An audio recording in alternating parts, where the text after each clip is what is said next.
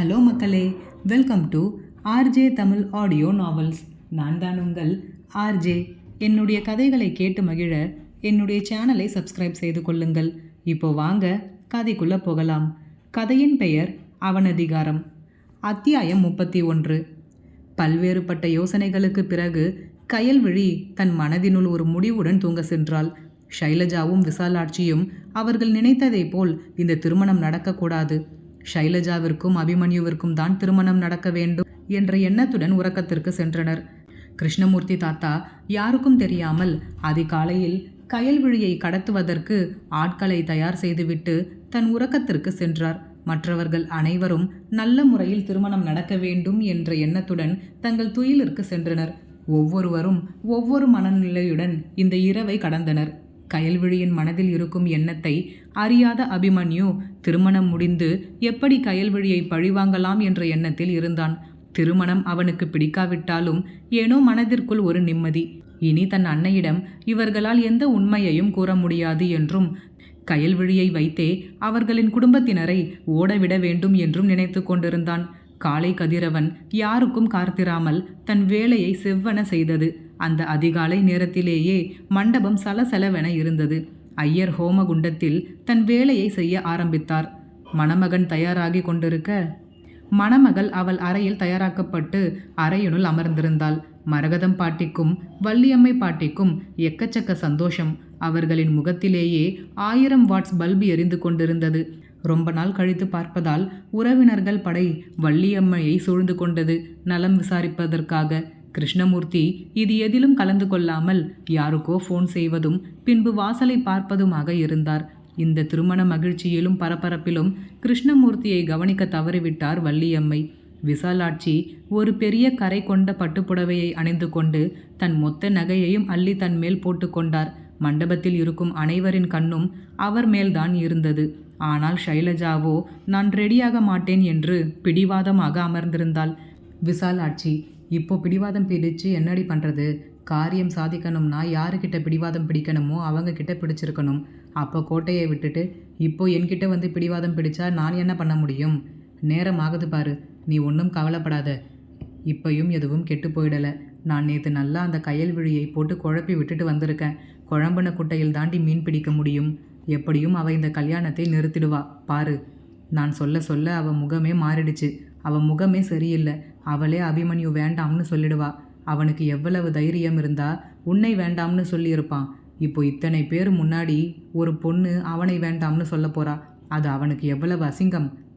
அப்போ தலை குனிஞ்சு அவன் உட்கார்ந்துருக்கும் போது நீ போய் கம்பீரமாக நின்று அவனுக்கு வாழ்க்கை கொடுக்க வேண்டாமா? அப்போ இந்த மொத்த மண்டபத்தின் கண்ணும் உன் மேலே தாண்டி இருக்கும். நீ இப்படி ரெடியாகாமல் உட்கார்ந்துருந்தேனா திரும்பவும் வேற எவளாவது நான் கட்டிக்கிறேன்னு போய் கட்டிப்பா. அப்புறம் ஐயோ அம்மானு தலையில் அடிச்சுக்கிட்டு அழுக வேண்டியது தான் என்று எரிச்சலாக கூறினார். அம்மா, நீ சொல்கிறதெல்லாம் நடக்குமா என்று ஆனந்தம் கலந்த சந்தேகத்துடன் கேட்டாள் ஷைலஜா. எல்லாம் நடக்கும். நீ முதலில் கல்யாண பொண்ணு மாதிரி ரெடியாகு. சல்வார்லாம் போடாத. இந்த பட்டு புடவையை கட்டிக்கிட்டு இந்த நகையெல்லாம் போட்டுக்கோ. அவள் வேண்டாம்னு சொன்னதும் டக்குன்னு மணவரையில் ஏறி அபி பக்கத்தில் உட்காரணும். ஏன்னா கல்யாண பொண்ணு காணும்னு தெரிஞ்சதும் மீரா குடும்பம் மொத்தமும் நம்மக்கிட்ட தான் உன்னை அபிக்கு கட்டி வைக்க சொல்லி கேட்பாங்க. கொஞ்ச நேரம் யோசிக்கிற மாதிரி சீன் போட்டுட்டு அப்புறம் ஓகேன்னு சொல்லி உன்னை வேண்டாம்னு சொன்ன அந்த அபி முன்னாடி கெத்தா அவன் பக்கத்தில் போய் உட்கார்ந்து அவன் கையாலேயே தாலி வாங்கணும் என்று தன் திட்டத்தை கெத்தாக கூறிவிட்டு திரும்பி பார்த்தார் ஷைலஜாவை. ஆனால் அவளோ சீலிங்கில் ஓடும் ஃபேனை ஆவென பார்த்து கொண்டு நின்றாள். விசாலாட்சி அவளின் தோளில் அடிக்கவும் அம்மா என்று பதறிய ஷைலஜா, மாம் எங்க அபி என்று தூக்கத்திலிருந்து விழித்தவள் போல் பேந்த பேந்த முழித்து கொண்டு கேட்டாள். இப்போதான் நான் நம்ம திட்டத்தையே சொல்லி முடிக்கிறேன். அதுக்குள்ள மேடம் கனவுலேயே அவன்கிட்ட தாலி வாங்கிட்டீங்களா என்று கிண்டலாக கேட்டார் விசாலாட்சி. அதற்கு வெட்கத்துடன் தரையை பார்த்த ஷைலஜாவிடம் விசாலாட்சி, தயவு செய்து வெட்கம் மட்டும் பட்டுடாத ஷைலுமா, என்னால் முடியலை. சீக்கிரம் ரெடியாகி வாடா, வெளியில் வெயிட் பண்ணுறேன் என்று கூறிவிட்டு வெளியே சென்று விட்டார். தனக்கும் அபிக்கும் தான் திருமணம் என்ற நினைப்பில் மணப்பெண் போலவே தயாராகி வெளியே வந்தாள் ஷைலஜா. மணமகன் உறவினர்களில் சிலர் இவளை பார்த்து இவளுக்கும் அபிக்கும் தான் திருமணம் என்று நினைத்து கொண்டு மீராவிடம் கேட்க ஆரம்பித்தனர். வள்ளியம்மை பாட்டி, இந்த பொண்ணுக்கு என்ன பைத்தியமா மீரா? எதுக்கு இப்படி ரெடியாகிட்டு வந்து நிற்கிது? ஏதோ இவ தான் கல்யாண பொண்ணு மாதிரி என்றார் யோசனையுடன். தெரியலம்மா, இப்போ என்ன பண்ண போறாங்களோ என்று தலையில் அடித்து கொண்டார் மீரா. ஒருவேளை வயசு பொண்ணாச்சே, ஏதாவது நல்ல மாப்பிள்ளை அமையணும்னு கூட இப்படி ரெடி பண்ணியிருப்பாங்க என்று கூறினாள். இருக்கும் இருக்கும், இவ வாய்க்கு தெரிஞ்சவன் எவனும் கட்டமாட்டான். இப்படி தெரியாத ஊரில் மாப்பிள்ளை பார்த்தாதான் உண்டு என்று கூறிவிட்டு மரகதம் பாட்டியை தேடி சென்று விட்டார் வள்ளியம்மை பாட்டி. பிறகு ஐயர் மணமகனை அழைத்து வருமாறு அழைப்பு விடுக்கவும், அபிமன்யு அழகிய தங்க ஜரிகை கரை கொண்ட வேஷ்டி சட்டையில் கம்பீரமாக நடந்து வந்து மணவரையில் அமர்ந்தான். மீராவிற்கும் மகேந்திரனுக்கும் தங்கள் மகனின் அழகிலும் கம்பீரத்திலும் ஆளுமையிலும் பெருமிதமாகவும் பூரிப்பாகவும் இருந்தது. மரகதம் பாட்டியும், அபிக்கு திருஷ்டி சுத்தி போடணும் வள்ளி, மொத்த மண்டபத்தில் இருக்கிறவங்க கண்ணும் அபி மேலே தான் இருக்கு என்று சிரித்து கொண்டே கூறினார். வள்ளியம்மை பாட்டி திரும்பி பார்க்க ஷைலஜா லிட்டர் கணக்கில் ஜொல்லு விட்டு கொண்டு முதல் வரிசையில் அமர்ந்திருந்தால் அபிமன்யுவை பார்த்து. இந்த பொண்ணோட போக்கே சரியில்லை, முதலில் என்னன்னு கவனிக்கணும் என்று மனதிற்குள் முணுமுணுத்து கொண்டு வள்ளியம்மை பாட்டி வேலுச்சாமி தாத்தாவிடம், என்ன மாமா இப்போ சந்தோஷமா என்றார்.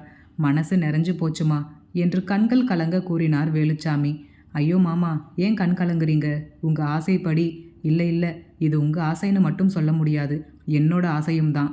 பல வருஷமாக நம்ம குடும்பம் பழைய மாதிரி ஆகணும் என்ற என்னோட ஆசையும் இந்த கல்யாணத்தில் தான் மாமா நடக்கப் போகுது.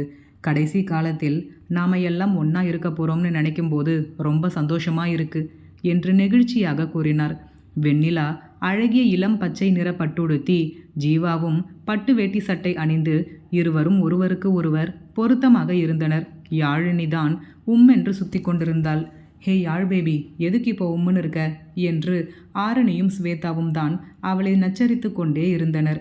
இங்கே பாருங்கடி, கயல் அக்காவுக்கு தானே கல்யாணம், நானும் புடவை கட்டணும்னு அம்மா சொல்லிட்டாங்க.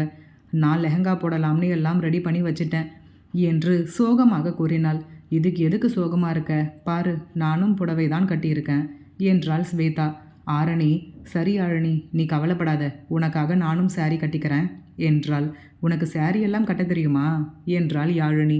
யாருக்கு தெரியும், மம்மி கிட்ட போய் கேட்டு கட்டிக்கிறேன். நம்ம 3 பேரும் இன்னைக்கு சாரியில் ட்வின்னிங் பண்ணுவோம் என்று கூறி கண்ணடித்தாள். சூப்பர் சூப்பர், அப்போ 3 பேரும் சாரி கட்டிட்டு நிறைய ரீல்ஸ் எல்லாம் எடுக்கலாம். சரி, நான் அப்போ போய் ரெடி ஆகிட்டு வந்துடுறேன் என்று கூறிவிட்டு அறையினுள் நுழைந்தாள் யாழினி.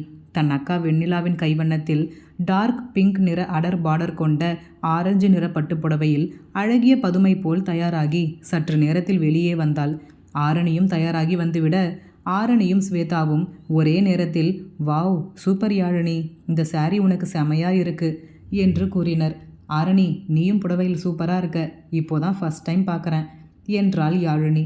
ஸ்வேதா, ஆமாம், நம்ம 3 பேருமே இன்னைக்கு தான் ஃபர்ஸ்ட் டைம் சாரி கட்டியிருக்கோம், வாங்க போய் என்ஜாய் பண்ணலாம் என்று கூறிவிட்டு மூவரும் ரீல்ஸ் எடுப்பதற்காக சென்று விட்டனர். குடும்பத்தில் உள்ள அனைவரும் மகிழ்ச்சியாக இருக்க கிருஷ்ணமூர்த்தி தாத்தா எதிர்பார்த்தவர்களும் மண்டபத்தின் உள்ளே நுழைந்தார்கள். அவர்களை பார்த்தவுடன் தன் ஃபோனை எடுத்து அவர்களுக்கு கால் செய்த கிருஷ்ணமூர்த்தி, பொண்ணு ரூம் அங்கே இருக்குது, ரைட் சைடில் பாருங்கள். நான் சொன்ன மாதிரி வேலையை கரெக்டாக முடிச்சுட்டு எனக்கு ஃபோன் பண்ணுங்க. நான் சொல்லி தான் நீங்கள் பொண்ணை தூக்குனீங்க என்ற விஷயம் யாருக்கும் தெரியக்கூடாது, பார்த்துக்கோங்க என்று கூறிவிட்டு அணைப்பை துண்டித்து விட்டார். மணவரையில் அமர்ந்திருந்த அபிமன்யுவிற்கோ புது மாப்பிள்ளை என்ற எந்த பொலிவும் இல்லை. முகத்தில் எந்த ஒரு உணர்வும் இல்லாமல் ஐயர் கூறிய மந்திரங்களை மட்டும் திரும்ப கூறிக்கொண்டு அமர்ந்திருந்தான். சிறிது நேரத்தில் மணமகளை அழைத்து வருமாறு ஐயர் கூறவும், லட்சுமி, வெண்ணிலா, போய் கயலை கூட்டிட்டு வாமா என்றார். சரிம்மா என்ற வெண்ணிலா மணமகள் அறை நோக்கி நகர்ந்தாள். நேரம் கடந்து கொண்டே இருந்ததே தவிர வெண்ணிலா வந்த பாடில்லை.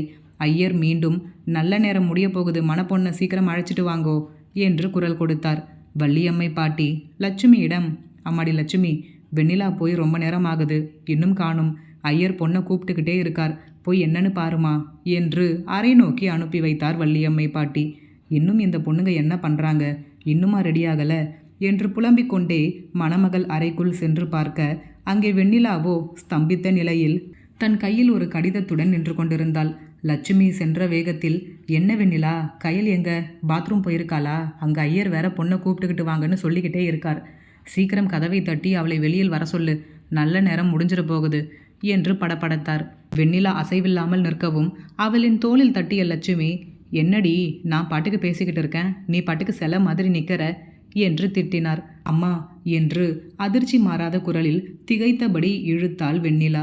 என்ன ஆச்சு வெண்ணிலா, ஏன் ஒரு மாதிரி இருக்க, உடம்புக்கு ஏதாவது பண்ணுதா என்றார் அவளை தொட்டு பார்த்தபடி.